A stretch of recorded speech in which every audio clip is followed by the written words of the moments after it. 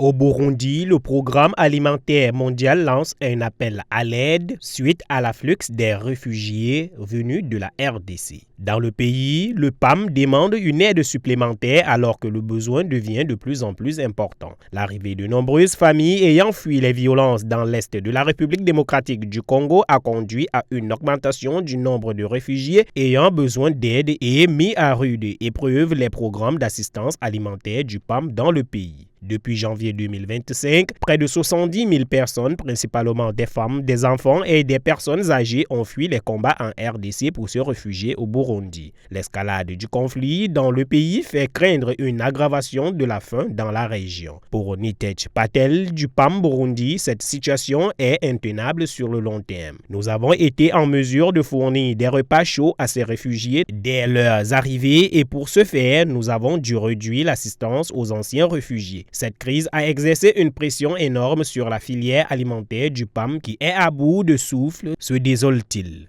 Sur les 70 000 personnes arrivées au Burundi en provenance de la République démocratique du Congo ces dernières semaines, 60 000 ont été enregistrés pour recevoir une aide alimentaire, ce qui porte à 120 000 le nombre total de réfugiés pris en charge par le PAM au Burundi. Afin d'utiliser au mieux ses ressources limitées, le PAM a été contraint au mois de mars de réduire de 75 à 50% les rations destinées aux réfugiés présents depuis longtemps. Avec ses ressources actuelles, le PAM du Burundi peut prendre en charge ces 120 000 personnes jusqu'au mois de juin. L'organisme de l'ONU aurait besoin d'un apport urgent de 19,8 millions de dollars pour leur garantir un soutien régulier jusqu'à la fin de l'année.